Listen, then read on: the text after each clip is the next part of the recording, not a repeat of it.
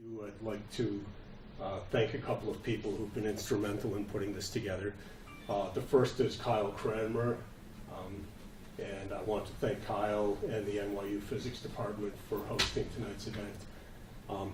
For anybody who's watching at home, we have a beautiful venue here tonight, and we appreciate the hospitality of Kyle and NYU. So thank you very much for that. Also, of course, I'd like to thank Nancy Kelley from GP Wright. It's a privilege to have you here tonight. And GP Wright, as you know, is developing technology to write DNA to engineer biological systems.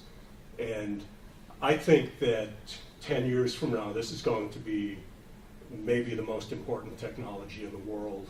And I think that it's something that's going to attract a lot of physicists over the next few years.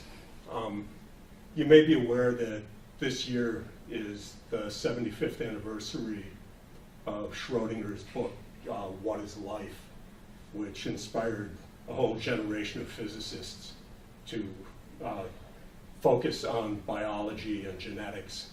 And in fact, some of the physicists, a couple of the physicists who won the Nobel Prize for the double helix structure of DNA were actually former physicists.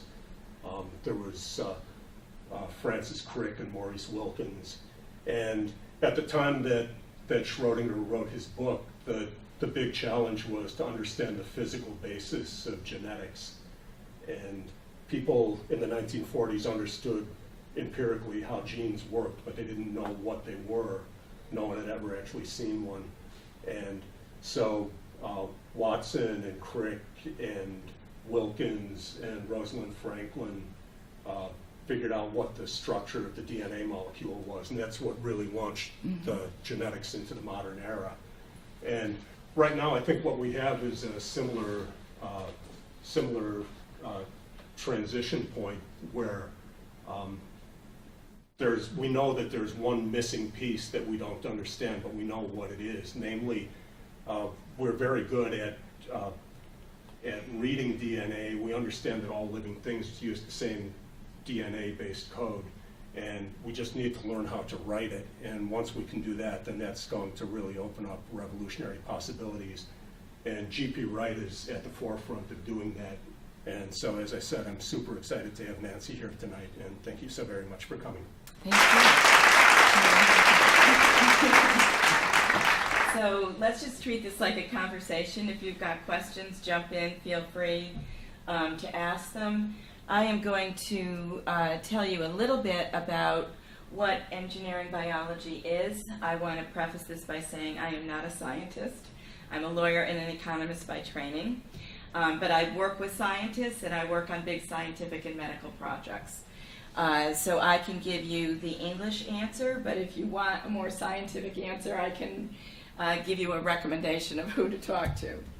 So these two giants, Craig Venter and Steve Jobs, made predictions in the early 2000s about what would happen in the next century. And both of them agreed. Craig Venter said, if the 20th century was the century of physics, the 21st century will be the century of biology.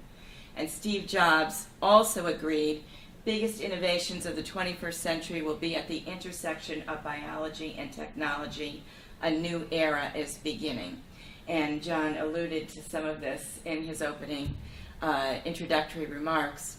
So, obviously, the Human Genome Project, it was the largest life science project ever conducted, $3 billion, 12 years, one of the greatest feats of exploration in history to really understand the basis of genetics and life.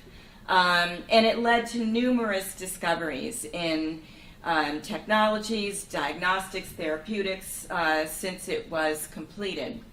And the world has also embarked on a revolution in healthcare. Precision medicine, all based on personalized approaches to diagnostics and treatment. And yet, our knowledge of the human genome remains incomplete.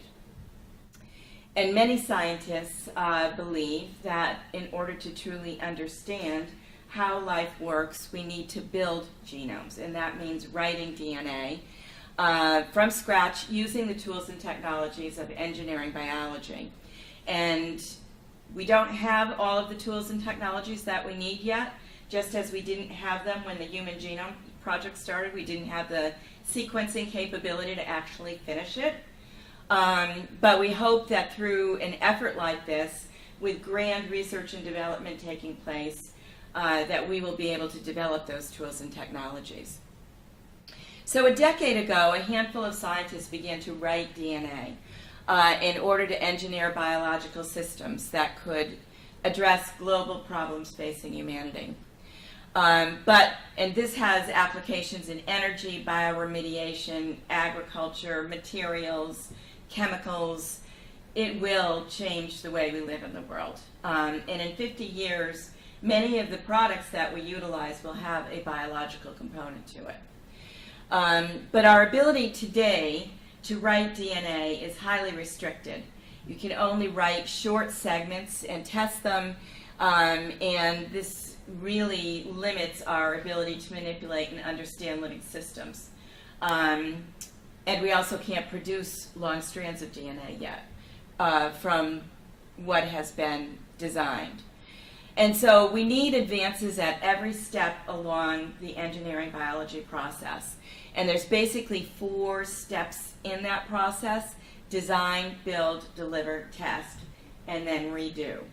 And hopefully, so design is thinking about what you want to design, designing the DNA in silico, producing the DNA, introducing that into cells, maintaining it, verifying the quality of the DNA through sequencing, and then testing the phenotype to see if it acts the way you actually thought it would. And the pilot genome foundries that are being built in the world right now are basically trying to provide a high throughput way of mechanizing this process. And one of them is at NYU in Jeff Buca's lab, and I have a video about that at the end of the presentation. So these are the kinds of tools and technologies that we will need. We'll need to do different approaches to DNA synthesis and other materials testing, new tools in lab automation, computational genomics, biobanks, design foundries, software, scale up and development. And these will require scaled up processes, bioprocesses, for actually making the DNA that's created in high quantity. Some of this technology has already begun to be commercialized by startup companies, which are now not so startup, like Ginkgo Bioworks, for example. And these companies raised $1.7 billion in 2017. So they are well on their way to becoming major players in industry. Some of this includes gene editing companies like Intellia Therapeutics and Editas.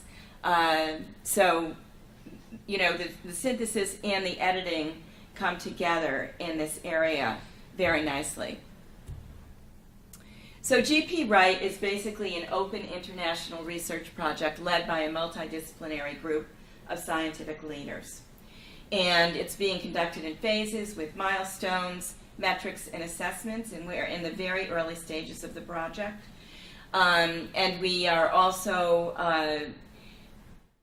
asking for pilot projects, which I will also show you our first finance public pilot project at the end of the presentation, which will be aimed towards creating valuable resources for the life science industry and to prove that these concepts can actually work.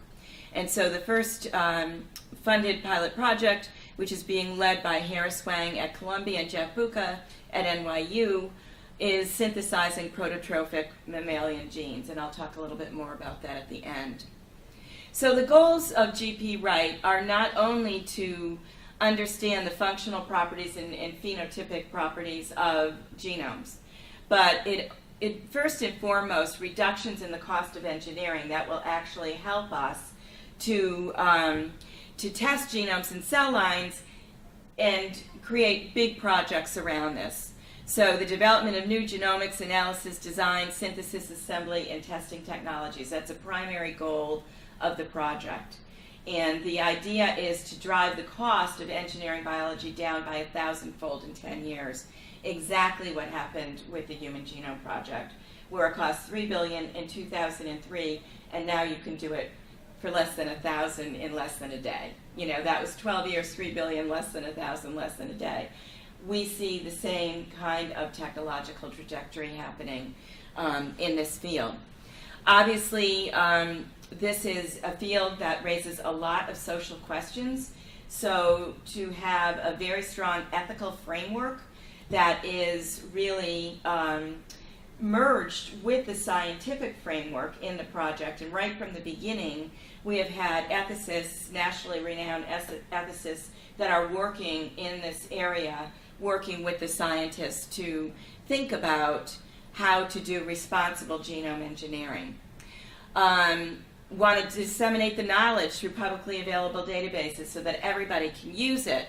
Transformative medical applications, applications in other areas, the industries that I just named and described to you, educating not only the public but also the next generation of scientific leaders.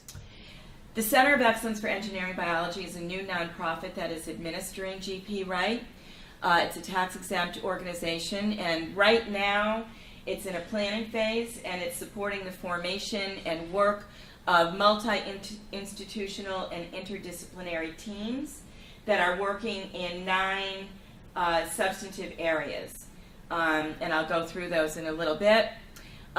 We are engaged in broad public outreach. We've had extensive press coverage of the project, and there's extensive press coverage on our website and questions and answers that the public can access. We now, at the last meeting, which was held at Harvard Medical School in May, we introduced some infographics to help explain to the scientifically literate public what this project is about. And the center is also designed to create a neutral environment where all of the institutions, all of the scientists from all of the institutions, there's 200 scientists from 15 countries, can come together and work together and share their information and really also represent a visible force for the project to advancing engineering biology in the public interest. And Wilmer Hale has been working with the center since its inception. So the project was actually started a couple of years ago by 2 internationally known scientists in the field, Jeff Buca, who has been running the SC 2.0 project, which is about synthesizing the yeast, and George Church, who from the Harvard Medical School, who has been a leader in genetics since the Human Genome Project. Andrew Hessel was at Autodesk when the project started, and Autodesk had a very large group that was working in the design of synthetic biology at the time. He's now the CEO of Humane Genomics, and myself, who is the founding executive director of the New York Genome Center, and was recruited to basically help organize and fundraise for this project. But the 2 lead PIs have raised hundreds of millions of dollars for engineering biology for their projects from many different agencies and many different sources. So the way the project is governed is there is a scientific executive committee. It is multi-institutional, comprised now mostly of U.S. scientists, but we will be expanding to include the international scientists as well. They are evaluating and selecting the pilot projects. They are exercising project oversight, and the first community-wide project, which was just announced in May, an ultra-safe virus-free cell line, they will be actually creating a roadmap and milestones for that project. We have an international committee comprised of many of the countries, not all of them. These are the major countries that are participating: Australia, Canada, China, Israel, Japan, South Korea, Singapore, United Kingdom. We have, as I mentioned, an ethical advisory board that is working with the project. Eventually there'll be a clinical advisory board as well, and an industry consortium, which we also announced at the May meeting for the first time. The working groups are in technology and infrastructure development, computing and bioinformatics, safety engineering, standards and quality control, intellectual property, public communications, and education. And they have just announced their charters and roadmaps, and then you see here a list of some of the selected pilot projects that have been proposed and some of them approved. So as I mentioned, there are now 200 scientists affiliated with nearly 100 institutions in 15 countries that are actively participating in the project. And the way it's going to work is the Center of Excellence for Engineering Biology will be the hub, and the different consortia around the world will be the spokes. And so each of the consortia will basically propose their own projects and pursue the development of the technology within their country, but they'll also participate in the broader community-wide project for GP Wright. And so what the center will do is coordinate the consortia, do strategic and operational planning for the project, engage new members, do fundraising, communications, and infrastructure development so that scientists can actually come and use a GenomeFoundry and understand how it works. So any of the country consortia can either raise money from their own countries or they can raise money with the center. So there's multiple ways that different scientists can pursue funding for the work that they want to do within this project. And the Industry Advisory Board was basically Autodesk and LabSite were the founding members. GenScript and Twist Bioscience has recently joined in May, and we will be announcing the programs that they are offering for the scientists in the project. They are offering discounts on their instrumentation and services, as well as grants for innovative pilot projects that will be evaluated both by the Scientific Executive Committee as well as internally themselves. So this is a timeline. Really, GP Wright grew from a very community-based process over a period of years. It really started with CERN, which was a very large consortium of academic institutions that was funded by the National Science Foundation beginning in 2006. It was a 10-year program. And CERN was founded with two premises. One was to prove that the concept of engineering biology could work, and second was to establish an industry around it. And they accomplished both of those goals, but their funding sunset in 2016. I was basically asked by the Sloan Foundation to write a strategic plan for synthetic biology in the United States and see what would come beyond CERN. And so that was published in 2014. And I began to work with the scientific community to launch a Center of Excellence for Engineering Biology and to find a grand challenge research project that this community could pursue together. Andrew Hessel at the same time was calling for another genome project. And it all came together actually here in New York in 2015 at the SC 2.0 meeting, which was held in July. Jeff Buca and I hosted that meeting at the New York Genome Center. It was an international meeting from all of the SC 2.0 consortia and scientists. And it was coupled with a meeting that was sponsored by the Sloan Foundation and the Woodrow Wilson Institute. And we had moderated panels that were asking the question, what is the next genome? You know, what should we do next? And Andrew proposed the human genome, and of course, very controversial, and the room erupted in discussion, and things went from there. Autodesk gave a pilot grant to launch a Grand Challenge project around writing genomes, and the four of us, George Church, Jeff Buca, myself, and Andrew, started meeting on a monthly basis to try to understand how we would get a program like this put together. And so we basically called a planning meeting in October of 2016 here at NYU at Jeff Buca's lab, and we asked scientists from all over the country to come with ideas for pilot projects that would prove that this was a reasonable and good thing to do, a beneficial thing to do. And so the scientists came, shared their ideas, high enthusiasm, and we invited everyone that attended that meeting to become co-authors on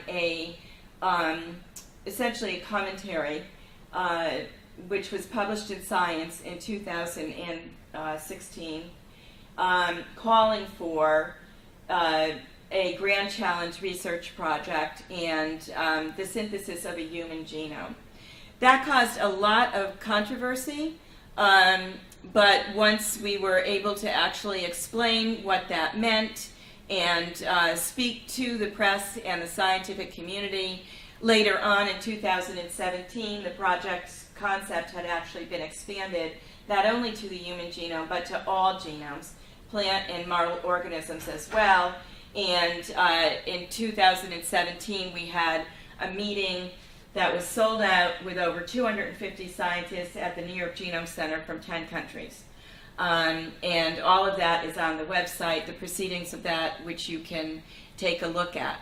So since then, we launched the 9 working groups at that meeting who have been working for the last year to develop their charters and roadmaps.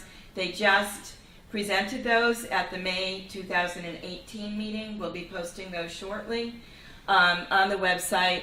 And as I said, the first community-wide project was announced, and the industry consortium was also announced. So there's been a lot of projects to date. I've gone over most of them. These are some of the press outlets that have been covering the project from the very beginning.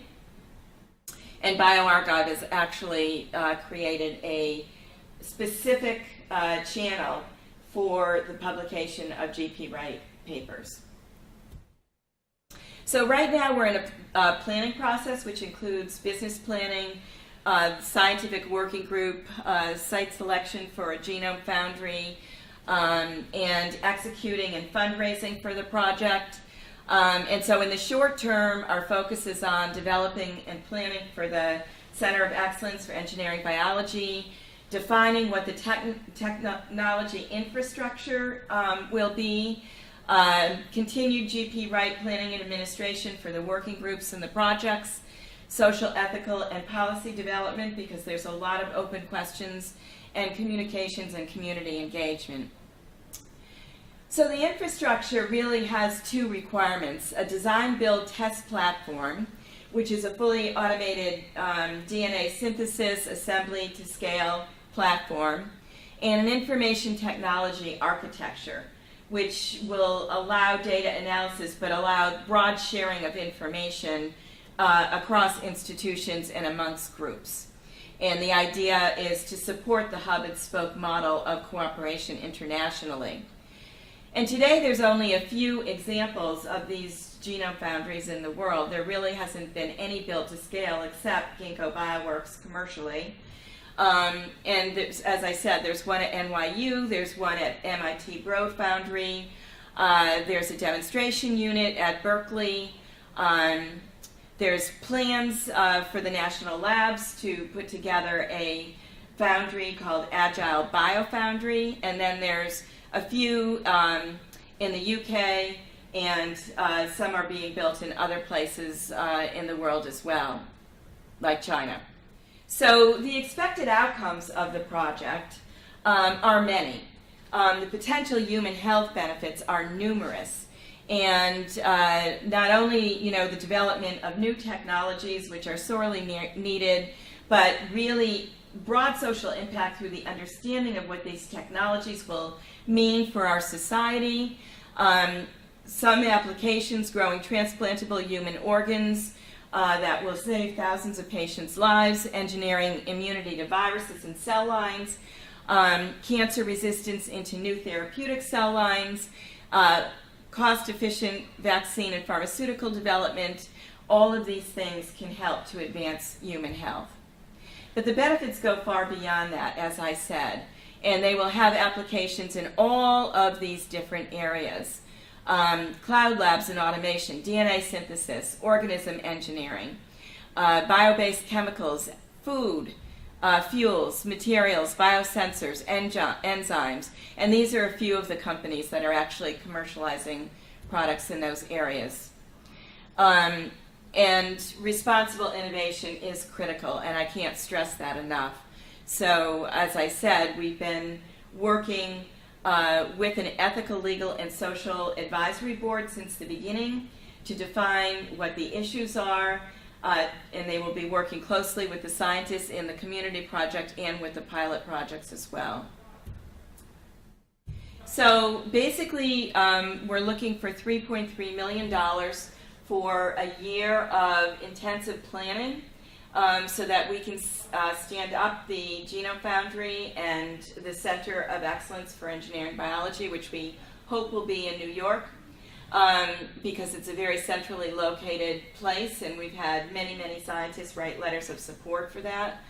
But what we're also looking for is $200 million in investment that will be put both into GP Wright research and also the infrastructure that needs to be developed to facilitate the project. And we're seeking funding from public, private, philanthropic, and academic centers. And I have to say that at the May meeting, many of the consortia in different countries, China, Japan, and the UK in particular, announced major financial commitments to their country consortia. Are there any questions on that? I have one. Sure. How is the intellectual property handled? We are working on that now. That's a thorny issue. Right. Obviously, there's a bunch of different models, from completely open source to completely, proprietary, where everything is covered by patents. And I think that this will be a blend of both of those. We have an expert in intellectual property who's chairing our intellectual property working group, and their roadmap will be coming out. You'll actually be able to go on the website and take a look at what's on there. But I think the first thing they intend to do is write a white paper on the array of approaches that could be undertaken by a project like this and the pros and cons of that. So aware that is that's an important and potentially sticky issue. Right. But it has been resolved in many areas, like computer software, for example. Interesting models that can be applied to this project as well. That's true. I have another question. I guess it's related to that. The original idea of writing a human genome, we're short of that by a factor of, 1 million? The DNA that can be written now is thousands of base pairs, whereas the human genome is a few billion. So we have a long way to go. We got a long way to go, that's right. How do you envision that taking place? Is that something just the private sector is going to handle that, and maybe you try to coordinate and have some standards and interfaces, or do you intend to try to push forward the technology to do Yes, that? absolutely. So it's a combination of both. So we have a technology working group.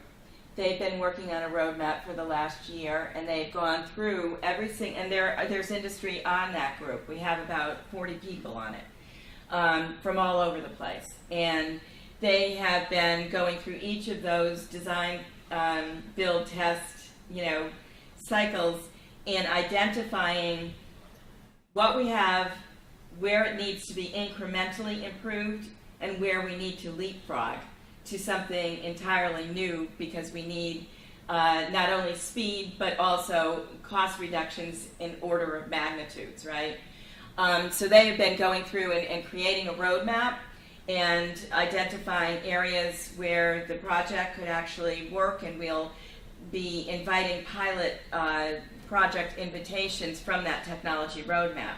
But at the same time, at any of our meetings, we have industry presentations. And so industry comes, and even at the May 2018 meeting, we had a series of short talks, lightning talks, given by companies that are all pursuing different approaches to DNA synthesis and giving what their vision for advancing the field would be. And so basically it's like, for lack of a better term, it's a bake-off where private industry is giving you their best ideas, and then you pick the ones that you think have the best prospects of success, and then those are the ones that you try to advance. Well, it's not just private industry. I mean, I think this working group is telling us what they think is the best approaches. And that includes a lot of scientists as well who are working on these issues in their labs at different academic institutions or in foundries like the Broad Foundry. I see. So let me give you a little bit of technology demonstration just to show you how this works. This video shows the process of analyzing yeast colonies used to assemble chromosomes in the GenomeFoundry at NYU Langone Medical Center. The first step is the picking of hundreds of yeast colonies. We need to find out which one has the right chromosome. To do this, we first make genomic DNA from the yeast colonies on an automated liquid handler.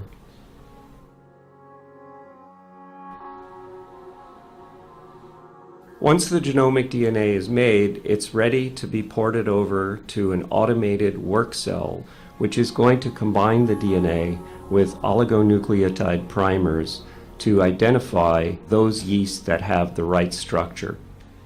The first step is to fill a 1,536 well plate with about 500 nanoliters each of PCR bulk reagent. And this allows us to perform up to 30,000 of these genotyping reactions per day at a cost of 7.4 cents per genotyping reaction. Meanwhile, the genomic DNA and primers are being prepared in an acoustic droplet ejection robot. This instrument is capable of flying 2.5 nanoliter droplets from a source well to an inverted destination well, and this allows the building of very small volume reactions required for the analysis.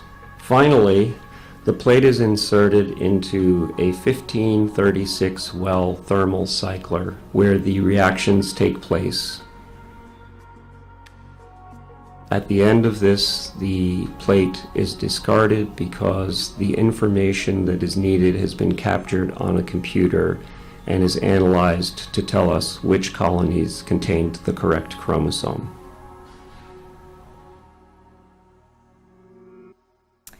So that just shows you a little bit about the state of the art of technology. And so now I'd like to talk to you a little bit about the first community-wide project, which is the ultra-safe cell line. And as I said, I'm not a scientist, and so these slides are written in English that I can understand. And so basically this project involves recoding cells to resist viruses. And potentially other things like radiation, freezing, aging, and cancer. And so it could have a major impact on research as well as industry and medicine. And the way this is done is by cells are recoding their genome, altering the triplet DNA code and the associated protein machinery that exists within the cell. And this is the infographic that's on our website. If you're interested, you can go and look at it in detail, and it scientifically explains how this happens. And George Church has already shown that recoded bacteria can resist natural viruses using gene editing technology, but we would need to basically make a lot more changes in cells in order to recode human cells. And therefore, we need a fundamentally new approach to genome writing in order to accomplish this.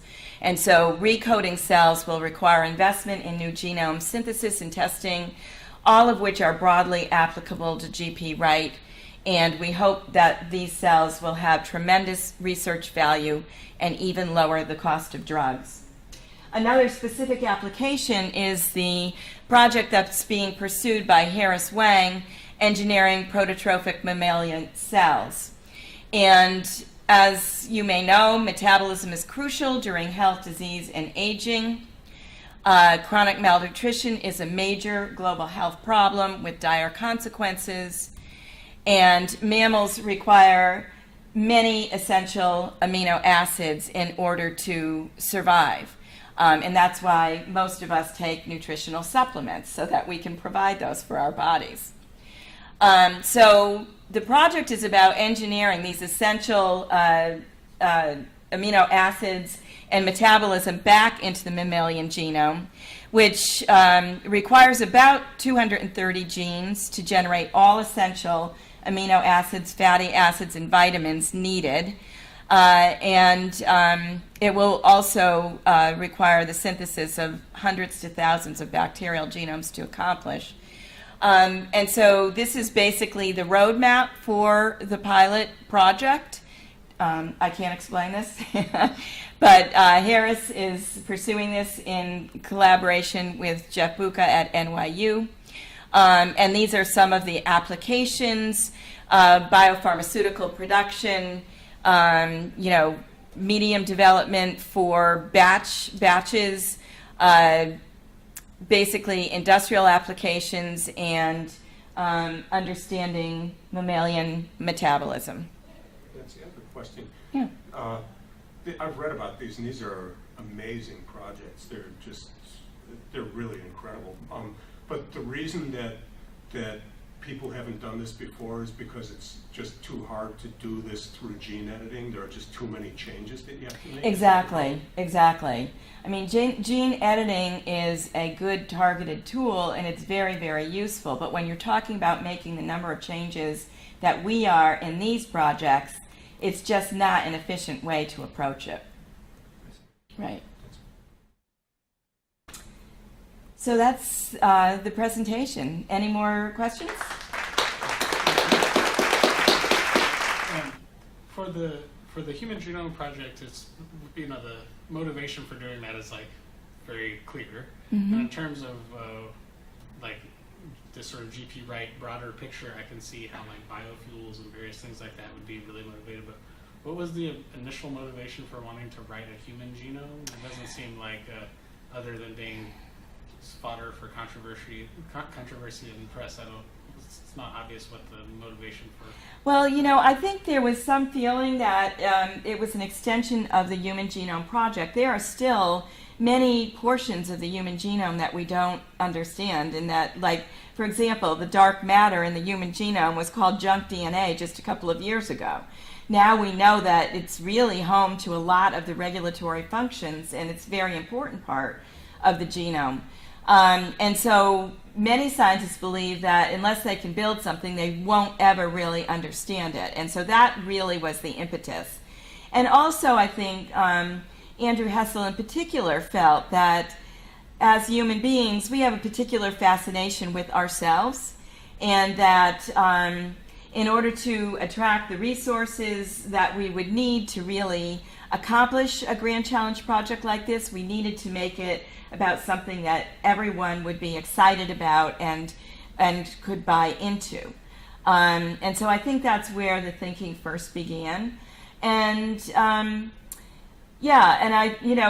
we had actually developed a commentary that was about to be published in Science, and we were going to announce it at the meeting.